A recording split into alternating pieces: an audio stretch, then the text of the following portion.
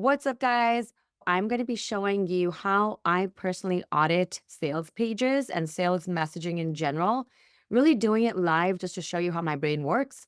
And in case you're wondering why you should care how my brain works, you really shouldn't. Honestly, you should really care about how your customer's brain works. But because I've been doing this for a while, I've gotten to work in the film industry on post production and visual effects for brands like Marvel.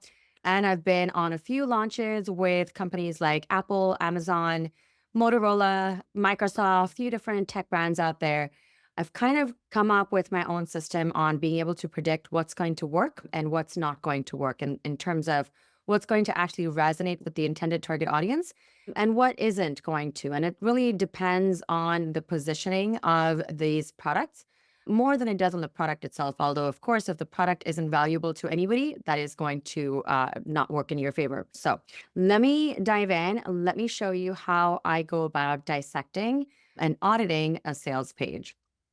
So here we go. All right. So here I have a sales page open for nerdly.io. Now, just knowing a little bit about what they do right off the bat, I know that they provide automations and systems for small business owners, online businesses, marketing agencies, especially ones who are white labeling high level. So the very first thing that I look at when I look at a page is everything that I can see above the fold. And above the fold just simply means before I start scrolling, right? What do I see right as soon as I land on this page? So the first thing that I look at and my eye goes to is the headline on top, right? Which is simplify your systems, maximize your impact. Immediately, I am looking for right off the bat, I want the hook to tell me exactly who this is speaking to and why that person should care. Looking at simplify your systems and maximize your impact, I'm not immediately clear on whether this is for me. Let's say I'm not sure what systems even are. A lot of people who are not tech inclined don't really know what systems mean. They have a vague idea. And maximize your impact sounds great, but it also sounds a little bit fluffy. Like, what is that tangible thing that I'm going to get? And why should I continue to read through the rest of this content, right? And this really goes for any piece of content, whether it's an ad copy, social media post, blog post. And in this case, it happens to be a sales page. So you really want to use headlines in a way which immediately tells your audience who this is for and why they should care, right? So looking at this again, I'm not sure who this is for or why I should care. And then there's a call to action, which I'm not inclined to act on simply because, again, I don't know what's in this for me and if this is even for me. Now, this is still above the fold, but I see that the next sentence that my eye goes to, and that's simply because these two are different fonts, which, by the way, I advise not going with different fonts. Really, you want to have one or two cohesive fonts. If you're using two fonts, you want one of them to be for all of your headlines, and then the other one to be for your paragraphs. It just helps the eye kind of go to the right places in the right order, also helps your brain quickly process what you're looking at without getting distracted by the fonts. Now, the second sentence says, grow and scale your online business with ease. Now, this is a whole lot better because instantly I know that this is for an online business owner. So if I'm an online business owner, this is now telling me that I'm in the right place. This is for people like me who have an online business and who want to grow and scale that online business. So you can see how much of the thought process just goes into the above the fold part of your page, right? I can also see next when I start to scroll. Again, I am on a smaller screen. If you're on a bigger screen, you would probably see all of this above the fold. But again, you want to make sure that you use that real estate above the fold very, very carefully because that is your primary real estate on a sales page. All right, so now I see a video. A lot of people will just scroll past the video in all honesty, but it's great that I can see the faces of the owners. I can see the faces of the CEOs. Now, it just so happens that I know these beautiful ladies personally, and I love them and I adore them. So if you have met them and you know who they are, this is going to obviously be a lot more valuable than if you've never seen or heard of them before. But again, if I don't know these ladies, I'm coming on this page for the very first time, I'm likely going to scroll past a video because I just want to scan. I just want to see, what does this page have? Do I really want to spend more time on this page, right? All right, so I'm going to go down to the next block of text. Again, my eye is scanning things in a Z shape. So I'm really going from, like, every time I scroll, I'm going from the top left, I'm going across horizontally. So I'm kind of going this way. And then I'm kind of cutting across in a Z shape, so like diagonally across. And now my eye is going to probably the last part or the next headline. That's kind of how people scan typically. So here I'm going to quickly read what is up here. So does managing tech leave you feeling overwhelmed, juggling different tools, losing track of clients, and spending way too much time trying to make it all work together? This is a good why. So most people who have online businesses are trying to band-aid together way too many tools and software to a point where you sometimes tend to forget what you've even subscribed to. You're probably wasting money on tools that aren't actually serving you. So this is a great point. It's a good pain point. But another thing to keep in mind about human psychology is that if you haven't painted a vision of where I'm at versus where I want to go before pointing out my pain points, you are going to lose a lot of people who are just scanning the page. So while tech may be leaving me overwhelmed, this is a good place to apply the 5 whys. It's what Amazon calls the 5 whys. They use it as a way to do a root cause analysis, which basically means that when something doesn't go right, they would likely do a 5 why breakdown to understand what really went wrong so that they can make sure this doesn't happen again in the future. But even though it's used typically as a root cause analysis in these larger tech companies like Amazon, the way I tend to use it is really to identify my who cares and why. Now, keep in mind that the who cares and why is the easiest way to understand if you have a product that's going to sell and that's going to resonate with your target audience. It's the easiest way to figure out if you are even targeting the right audience or not. So, for any of you who are like, I'm not even sure if I found the right audience, if I know what my niche is, this is a great way to identify that quickly. It's a great exercise to really ask yourself, who cares about this and why? You want to do that about your brand, you want to do that about your offer, and you really want to do that for every single feature that is included in your offer.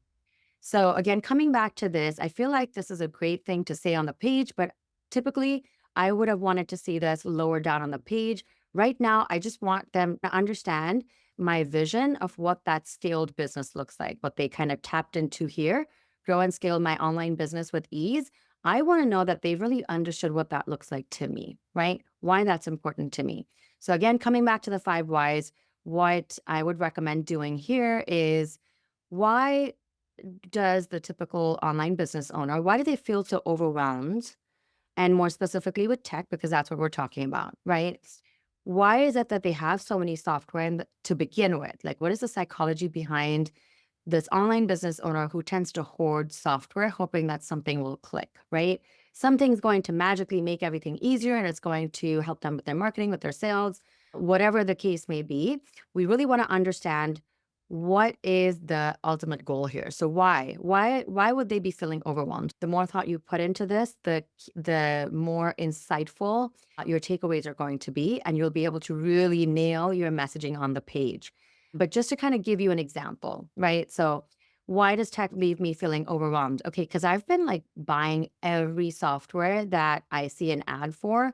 Okay, why? Why have I been buying too many software? That would be the second why. Well, I keep hoping that the next software I buy is actually going to simplify everything else that I have. Okay, number three, why do I feel the need to simplify? Well, because I feel like I'm wearing all the hats as a small business owner. I feel like I'm doing all the things.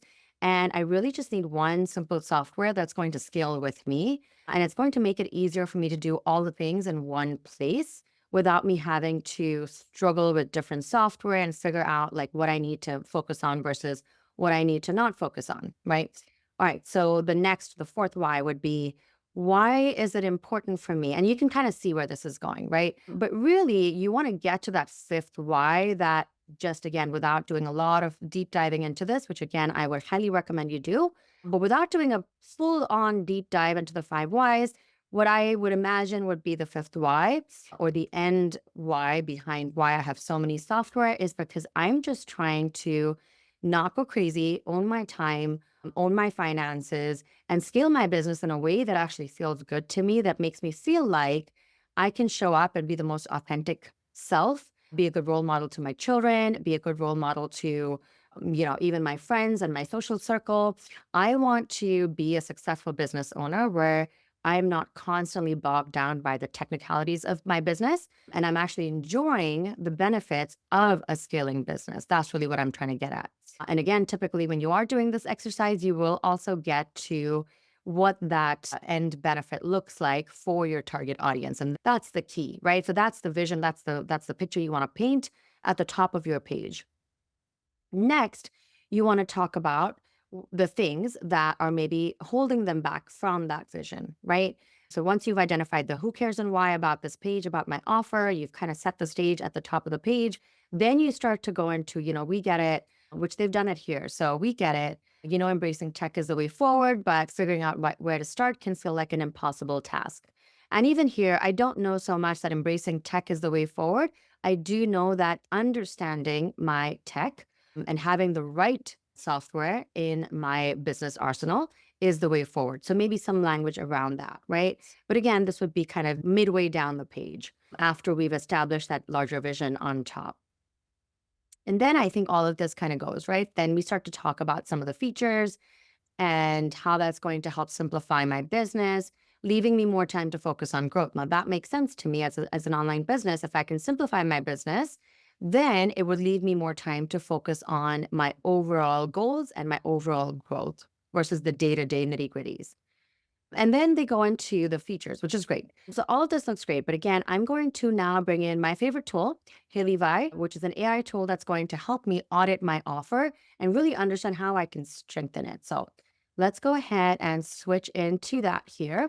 So I have my offer audit open and I've already pulled and I've created product playbooks. Now, Hey Levi, just to give you a little bit of context, uses playbooks, right? It uses brand playbooks and product playbooks, which are your offer playbooks, where it understands your customer avatars on a really, really deep level, what makes you unique in your market, what are your unique value propositions, and again, your who cares and why. I just copied and pasted the sales page over, created my product playbook, and I'm going to pull this into the offer audit here. So I've pulled in the Nerdly product.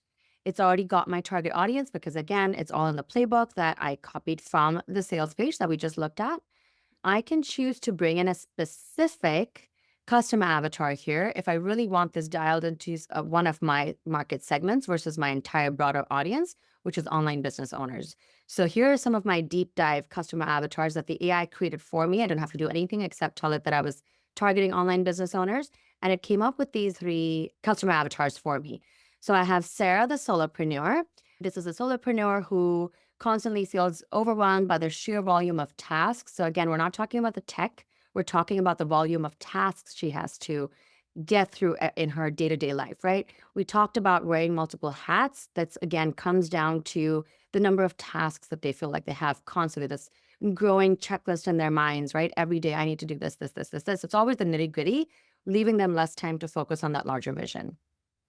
So they're constantly overwhelmed by the sheer volume of tasks. Her biggest fear is dropping the ball on client relationships because of tech glitches. This is where the tech comes in, or miscommunications. And you can kind of see the deep dive about her core motivators, her inner dialogue and decision-making process, and engagement strategies for us as a business. Now, there are 3 of these customer avatars.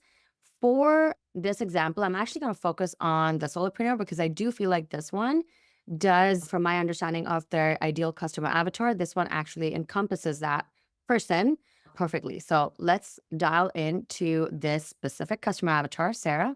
The number 1 outcome that our offer promises, this is going to be to grow and scale your online business with ease. Again, I'm just copying and pasting from here.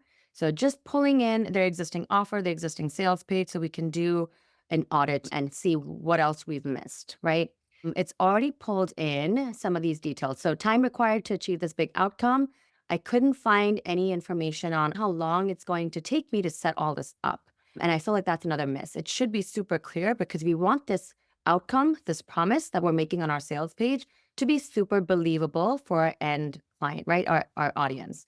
So we really want to make sure that they believe that they can do this when we're making a purchase decision. One of the things that we always ask ourselves is, how believable is this? Is this really for me? Like, it looks great. It looks like a lot of people have gotten success from it, but am I going to get success? I'm like, I'm different. I'm unique. Is this going to be for me? And so one of the things that we do want to address is what kind of time they're looking at and how much effort is going to be required on their end in order to get these results. So the time required is unknown because I don't see that on the page. And some of the actions and commitments or work required, just looking at the page, it looks like I have to, after I sign up for Nerdly, of course, then I replace all of my other software, including Teachable, Kajabi, and Thinkific, right? So in my mind, that's a lot of work, but we're going to see what the AI says here. It's already pulled in the URL for the sales page, what the benefits are, what is the offer. So basically the pain points and the hook and whatever it is that we're selling, it's already pulled all those details in for me from my playbook. And how many case studies and testimonials? I just counted some of the screenshots they have here, or testimonials. I guess they're not screenshots, they're testimonials. I counted 11. So I put 11 in here. So let's go ahead and hit the next button and let's see what the AI tells us about what it thinks about the value of our offer. Now, while it's thinking, let me quickly explain how it kind of calculates the score. It's really looking at how high is the perceived value of this. We want to make sure that this is going to be extremely valuable, that their perception of the value of this offer is as close to infinity as we can make it, right? It needs to be infinitely valuable to our audience. So let's see what it's given us here. So our target is a solopreneur wanting to grow and scale her online business with ease. This is like promising chocolate to a chocoholic. So it's good, right? It's highly desirable. So the AI is giving it a solid 90 on 100. Okay, so our hook, our why, is speaking to our target audience, which is great. Okay, believability score. This is how believable the outcome is for our typical target audience, our customer avatar. With 11 testimonials and case studies, you've got some ammo here. While it's not quite an army of endorsements, it's enough to show that you're not just blowing hot air. So this is at about a 75 on 100 is what the AI scored it as, right? So clearly you can see that adding more testimonials, maybe more video testimonials, would really help the believability score on this page. The time score, the time required to achieve the outcome is unknown, which means Sarah might be thinking that it's like waiting for water to boil when you're really hungry. So let's say the perceived time delay gets a score of 0.5 out of 1. Okay, so definitely could be better. We want to make sure that it doesn't seem like this is going to take forever for her to actually get results. And the work score, which is basically how much effort, how much work is she going to have to put in on her end in order to get this outcome that we're promising her. Signing up for Nerdly and replacing all existing software, that's like asking someone to swap their comfy pair of slippers for new ones. There's effort involved, not Herculean, but notable. And this is a 0.6 on 1. Interesting. I would actually maybe give it lower personally, because I really like how the AI is going to come up with this analogy. It's like asking someone to swap their comfy pair of slippers for new ones. If you like comfy like I do, this is not an easy sell. Okay. So we got to make it seem like it's less work than having to give up your favorite pair of comfy slippers or jeans or whatever it is that you find comfort in, right? But now we're going to have the AI go in and really tell us how we can make the perceived value of our offer even more valuable, even higher. All right, so let's jump in here.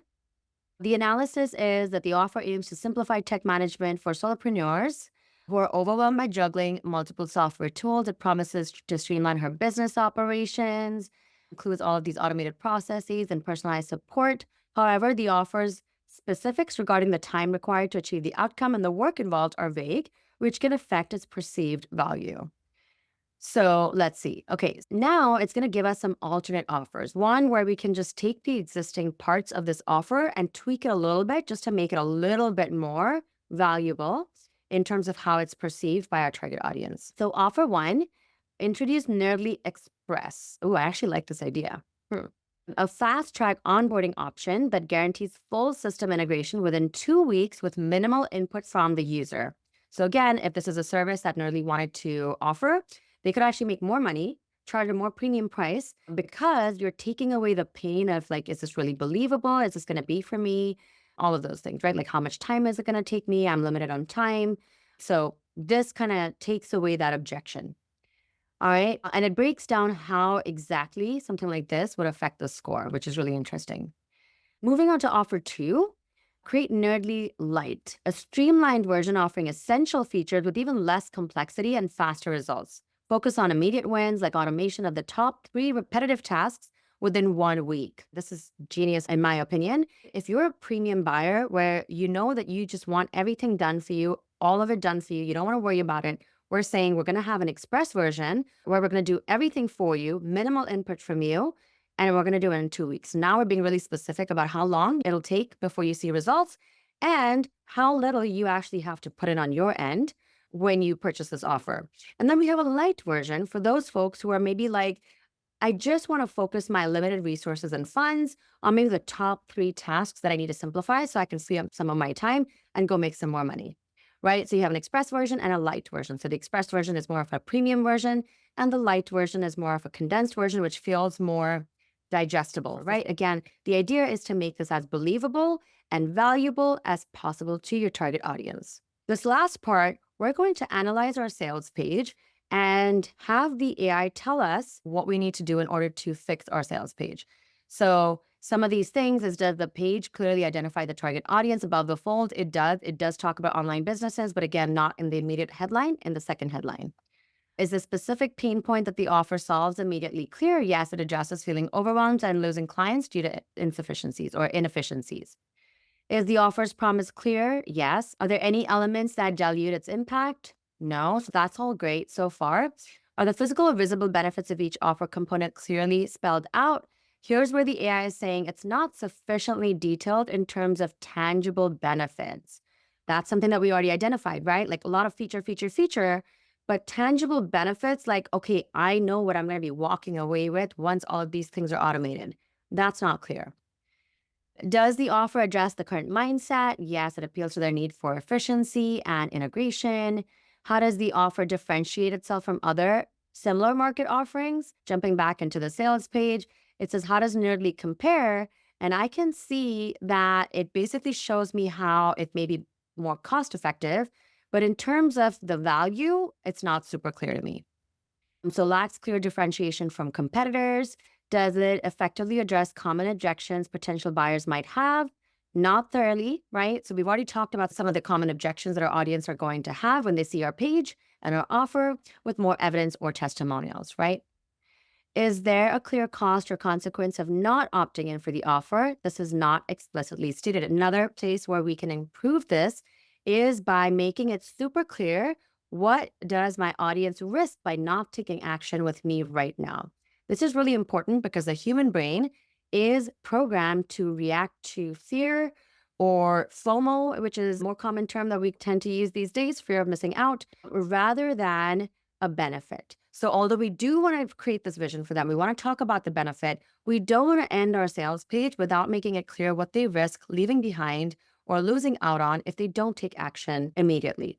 And I want to make it clear that this is not a fear tactic. This is simply using buyer psychology to inspire action. Again, full deep dive on how we can make the sales page even better and stronger and really make it resonate with our target buyer. And then to wrap things up, here are opportunities for refinement. How do we differentiate from our competitors more clearly?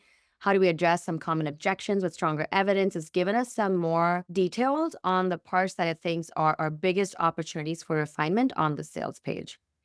And when you hit next, now it's saved it all for me here. And it's basically given me an entire deep dive audit on everything from my offer to my actual sales page to what I can do to improve and refine all of it.